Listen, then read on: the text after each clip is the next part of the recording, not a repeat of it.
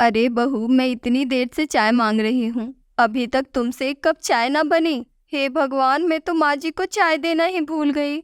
अब तो मेरी खैर नहीं। अब जल्दी से चाय चढ़ा दे, वरना ये बुढ़िया तुझे चूल्हे पर चढ़ा देगी। जाने कैसी कामचोर बहुएं लेकर आए हैं मेरे दोनों निकम्मे बेटे। पूरा दिन हंसी ठहाकों में निकाल देती है।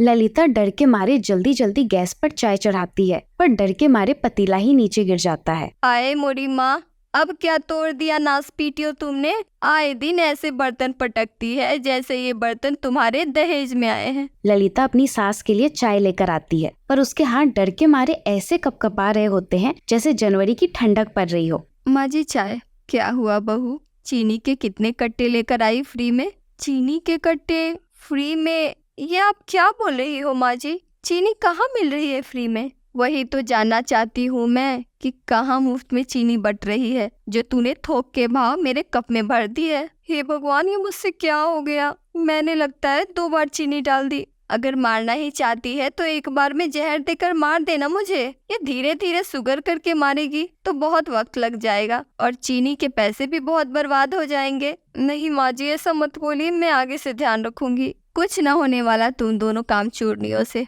चल अब जा यहाँ से। ललिता मनी मन भिन भिनाती हुई कावेरी के पास जाती है और बड़बड़ाने लगती है। जाने भगवान ने ऐसी सास हमें ही क्यों दी। पता नहीं कौन से पाप हो गए थे हमसे पिछले जन्म में। अरे क्या हुआ? अरे चाय में चीनी के 2 दाने फालतू क्या पड़ गए? मुझे इतना सुना दिया। बोलती है कि मुझे जहर लेकर दे देना। ये ऐसे थोड़ा थोड़ा क्यों मार रही है? मन तो कर रहा है सच में जहर ही लाकर दे दूं इस बुढ़िया को। सही बोल रही हो ललिता, इस बुढ़िया ने तो हमारी जिंदगी एकदम नर्क कर रखी है। सुबह 4 बजे से उठकर बैल की तरह काम करवाती है। 1 मिनट के लिए भी बैठ जाओ तो सुनाना शुरू। पता है कल दरवाजे पर मैं साथ वाली निर्मल भाभी से 2 मिनट बात क्या करने लगी तो पीछे से बोलती है, ऐसी सहेलियों से ही आधे घर बर्बाद हो रखे हैं। अरे बेचारी अपने घर पर चली गई और बोलकर गई कि मैं तुम्हारी सास के मरने के बाद ही अब तुमसे बात करूंगी। सच में भाभी, ये बुढ़िया आखिर कब मरेगी? रात को ललिता का पति मनोहर और कावेरी का पति राजेश घर आते हैं। आते ही शांति देवी शुरू हो जाती है। अरे कहाँ मर गई दोनों? देखो मेरे बेटे कब से आकर बैठे हैं। कोई तो आकर इनको पानी दे दिया करो। अरे माँ, लगी होंगी किसी काम में, अभी दे देंगी। तू ज्यादा तरफदारी मत कर। तुझे क्या पता कितनी कामचोर है दोनों। अरे माँ, तुम शांत हो जाओ। मनोहर और राजेश खाना खाने चले जाते हैं। अगली सुबह हमेशा की तरह मनोहर और राजेश काम के लिए निकलने वाले होते हैं। हम दुकान का सामान लेने शहर जा रहे हैं, कल तक आएंगे। ठीक है जी। दोनों भाई शहर के लिए निकल जाते हैं और दोनों बहुएं रसोई में लगी रहती है। अरे बहू, मैं जरा नहर तक जा रही हूँ।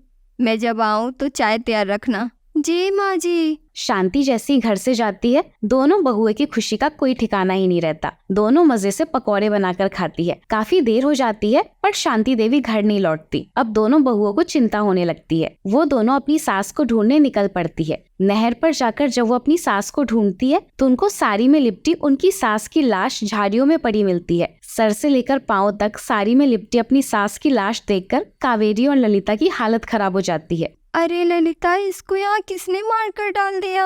अब तो सारा इल्जाम हम पर ही आ जाएगा। हमारे पति तो कल आएंगे। अब सब तो यही सोचेंगे ना कि हमने अपनी सास को पतियों के जाने के बाद मार डाला। अरे ललिता, तू मुझे डरा मत, जल्दी कुछ सोच, अब हम क्या करें? इसे उठाओ और घर ले चलो जल्दी, इससे पहले हमें कोई इसके साथ देख ले। अरे पर ऐसे कैसे लेकर जाए इस लाश को? वो देखो वहाँ बोरी पड़ी है, उसमें इस लाश को डालकर घर ले चलते हैं। फिर अगर कोई पूछेगा तो बोल देंगे गेहूं की बोरी है। हाँ, ये सही रहेगा। ललिता और कावेरी उस लाश को बोरी में भरकर उसे बंद कर देती है और पूरी ताकत से उठाकर घर ले जाने लगती है। अब रास्ते में उसको निर्मल भाभी मिल जाती है। अरे तुम दोनों ये बोरी में क्या लेकर जा रही हो? ये गेहूं है, गेहूं। वो हम चक्की पर देने जा रहे हैं। पर चक्की तो दूसरी तरफ है ना? नहीं नहीं, वो चक्की पर हम गए थे पर वो लाला तो बहुत झोल करता है तो हम वापस ले आए। अब हम दूसरी चक्की ढूंढ रहे हैं, है ना ललिता? हाँ बिल्कुल सही बोल रही है भाभी। मैंने तो आजकल ऐसा कुछ नहीं सुना। खैर मुझे क्या, मैं चलती हूँ। ललिता और कावेरी जल्दी से बोरे को घर में ले आती है। वो उसे कोने में पटक कर वहीं बैठ जाती है। अब क्या करे भाभी, क्या करे इस बुढ़िया की लाश का? इसे हम बिस्तर पर लेटा देते हैं और जब ये लोग आएंगे तो हम बोल देंगे कि माँ जी ने आज कमरे में घुसने से मना किया था। हाँ, ये सही रहेगा। ललिता और कावेरी बोरे को खोलने लगती है, तभी इतने में वहाँ रामू आ जाता है। रामू की आवाज सुनते ही वो बोरे के आगे खड़ी हो जाती है। भाभी, अरे ओ भाभी, अरे रामू भैया, आप यहाँ कैसे? बस यहाँ से गुजर रहा था तो सोचा शांति मौसी से मिलता चलूं। कहाँ है मौसी? कहीं दिख नहीं रही। वो जरा मंदिर गई हुई है, बोल रही थी कि वहाँ कोई कीर्तन है तो थोड़ा वक्त लग जाएगा आने में। आप बैठो ना, वो आ ही जाएंगी 3-4 घंटे में। अरे नहीं नहीं, इतनी देर कहाँ रुक पाऊंगा, मैं थोड़ा जल्दी में हूँ। वैसे आपके पीछे ये बोरा कैसा है? ये वो गेहूं है, गेहूं। आपके भैया कल शहर से आएंगे तो चक्की पर डालाएंगे। अरे तो लाओ ना, मुझे दो ये बोरा।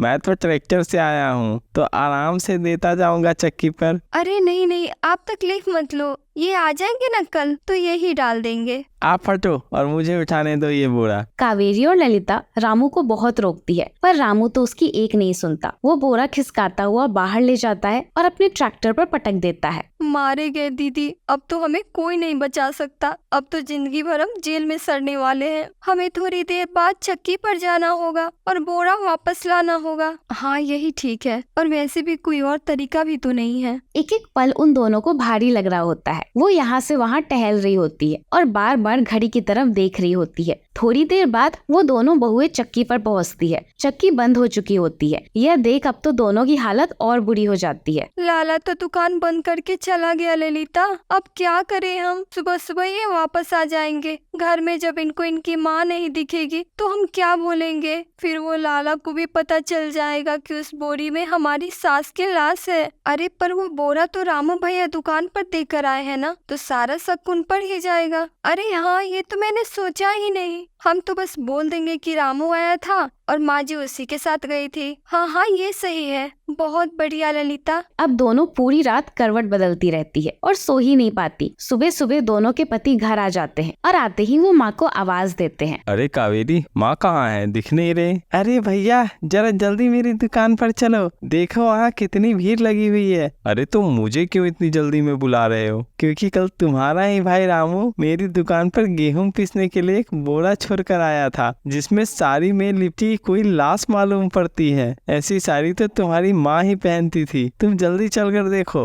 ये क्या बोल रहे हो? मेरी माँ की लाश? मेरा भाई रामू? हाँ हाँ, तुम्हारा भाई रामू ही लाया था। बोल रहा था कि घर से भिजवाया है। घर पर तो ये दोनों थी। अब ये बातें तुम बाद में करना, फिलहाल अभी मेरी दुकान पर चलो। सब लोग चक्की पर भागते हैं। ललिता और कावेरी की हालत तो इतनी बुरी हो चुकी होती है कि उन्हें कुछ समझ ही नहीं आ रहा होता। वो चक्की पर जाकर देखते हैं कि एक लाश साड़ी में लिपटी पड़ी थी। राजेश और मनोहर लाश से लिपटकर रोने लगते हैं। किसने मारा मेरी माँ को? कौन है कातिल? बताओ कावेरी, बताओ ललिता, तुम दोनों में से किसने मारा मेरी माँ को? या तुम दोनों ने मिलकर मार डाला? नहीं, हमने नहीं मारा माँ जी को, हम सच बोल रहे हैं। अरे कैसी भीड़ लगा रखी है सबने यहाँ। माँ जी, आप, माँ जी तो जिंदा है। ललिता और कावेरी दोनों अपनी सास के जाकर गले लग जाती है। आप कहाँ थी माँ जी? आप कल से कहाँ थी? अरे मैंने पड़ोसन शीला से बुलवाया तो था कि मैं काशी बहू के घर जा रही हूँ और कल आऊंगी। अरे माँ, आपको पता है ना उनकी याददाश्त कमजोर है। वो 2 मिनट पहले की बात भूल जाती है। आप भी ना माँ। अरे पर हुआ क्या? ये देखो, नहर पर ये आपकी साड़ी में लिपटी ये लाश मिली है। अरे पर मैं तो जिंदा हूँ। हाँ, पर ये साड़ी तो मेरी है। वो कल क्या हुआ ना कि नहर पर मेरा पैर फिसल गया था और मेरी सारी कीचड़ में सन गई। वहाँ काशी बहू कपड़े सुखा रही थी तो उसने मुझे अपनी साड़ी पहनने को दे दी और फिर अपने घर ले गई। रास्ते में जब शीला मिली तो उसको बोल दिया था कि घर पर बता दे कि मैं काशी बहू के घर जा रही हूँ। अरे माँ जी, पूरा गांव आपकी बहुओं पर आपके कत्ल का इल्जाम लगा रहा था। खैर, अब इसे जल्दी खोलो और देखो आखिर इसमें किसकी लाश है। सब उस साड़ी को खोलते हैं तो उसमें भूसा भरा होता है। यह देखकर सब चौंक जाते हैं। इतने में वहाँ राहुल आ जाता है। अरे ये क्या? मैंने कितनी मेहनत से अपने लिए बनाया था, आप लोगों ने खोल क्यों दिया है? ये तुमने बनाया? किस लिए? हमने ये अपने लिए घोड़ा बनाया था और वहाँ झाड़ियों में छुपा कर आए थे, पर वहाँ से पता नहीं किसने चुरा लिया। यह सुनकर सब अपना सर पकड़ लेते हैं और फिर जोर जोर से हंसने लगते हैं। अगर आपको वीडियो अच्छा लगा तो वीडियो को लाइक करें और चैनल को सब्सक्राइब कर दें।